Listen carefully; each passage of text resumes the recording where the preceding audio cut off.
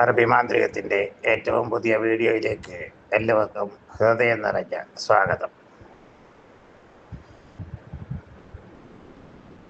വശീകരണ കർമ്മങ്ങൾ സ്നേഹബന്ധങ്ങളിൽ ഏറ്റവും ഫലപ്രദമാകുന്നത് ഏതവസ്ഥയിലാണ് എന്നുള്ള വിഷയത്തെക്കുറിച്ചാണ് ഇന്നിവിടെ പരാമർശിക്കുന്നത്. സാധാരണയായി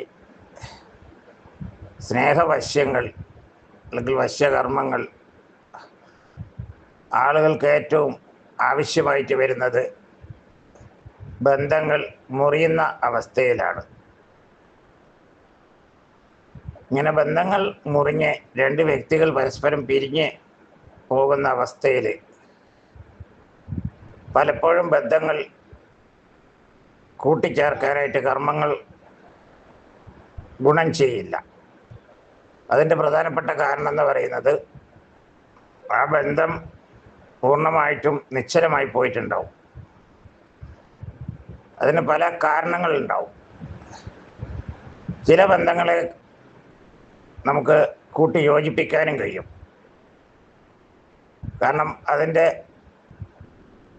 കാരണങ്ങൾക്ക് പര്യാപ്തമായിരിക്കുന്ന പരിഹാരങ്ങൾ ചെയ്യുന്നത് വഴിയായിട്ട് ബന്ധം വീണ്ടും പുനർജീവിച്ചു വരും.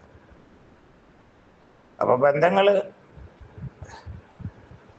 എപ്പോഴും നല്ല നിലയിൽ നിൽക്കുമ്പോൾ വശ്യകർമ്മങ്ങൾ ചെയ്യുകയാണെങ്കിൽ ബന്ധങ്ങൾ ദീർഘിപ്പിക്കുവാൻ അത് ഏറ്റവും ഉപകരിക്കും.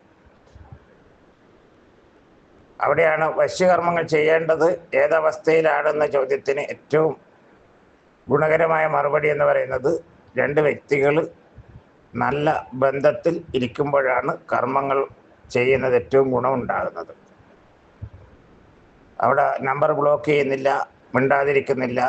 പക്ഷേ ബന്ധത്തിൽ എന്തെങ്കിലും ദൃഢതക്കുറവോ ബന്ധമുണ്ടായിട്ടും പണ്ടത്തെ പോലെ അങ്ങനെ ചെറുതായിട്ടൊരു അടുപ്പക്കുറവ് എന്നൊക്കെ തോന്നുന്ന സാഹചര്യമൊക്കെ ഉണ്ടെങ്കിൽ ആ സാഹചര്യത്തിലൊക്കെ കർമ്മങ്ങൾ ചെയ്ത് ബന്ധത്തെ ശക്തീകരിക്കാൻ പറ്റും.